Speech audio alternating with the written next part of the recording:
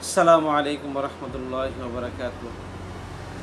সম্মানিত দর্শক মণ্ডলী, আজকে ঐতিহাসিক সেই দিন, যেদিন আল্লামা দিলওয়ার হোসেন সাঈদী এশারের সময় তিনি ইন্তেকাল করেন।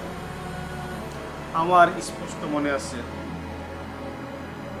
এশারের নামাজে দাঁড়াইলাম, রুকু অবস্থায় রইলাম, মনে হয়েছিল পিছন থেকে কেউ আমাকে ধাক্কা মেরেছে।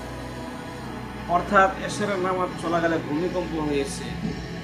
এশার নামাজ পড়ে যখন বাহিরে বের হলাম, হওয়ার পর চতুর্দিকে সূর্য, আল্লামা দিলওয়ার হোসেন সাঈদী আর কোনোদিন তার মুখে তাফসীরে কোরআন শুনতে পারবো না, তার মায়াভরা কণ্ঠে আর কোরআনের বাণী শুনতে পারবো না। মনটা অনেক ব্যথিত হয়েছিল। আমরা বাংলাদেশের মানুষ এরকম একটা ব্যক্তিকে হারাইলাম। এমন একটা ব্যক্তিকে ষড়যন্ত্র করে হত্যা করা হয়েছে। আজকে দুইটা বছর পূর্ণ হয়ে গেল। আল্লামা দিলওয়ার হোসেন সাঈদী আমাদের মধ্যে নেই। আল্লাহ তাআলা ওনাকে জান্নাতে সর্বোচ্চ মাকাম দান করো।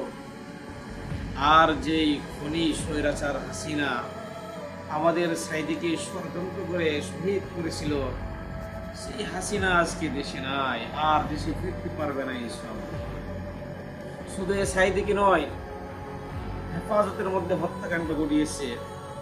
অনেক আলেম ওলামাদেরকে হত্যা করেছে, গুম করেছে, খুন করেছে। আল্লাহ তাআলা ছাড় দেন, কিন্তু ছেড়ে দেন না। আল্লাহ তাআলা আমাদের মধ্য থেকে সাঈদীকে নিয়ে গেলেন, কিন্তু ওনার আদর্শ আমরা যেন দূরে রাখতে পারি। আল্লাহ তাআলা এই সাঈদী সাহেবকে জান্নাতে সর্বোচ্চ মাকাম দান করো। আমরা সকলে আজকে তার জন্য দোয়া করব, তার জন্য কোরআন খতম করব, তার জন্য আমরা বিশেষ দোয়ার আয়োজন করব।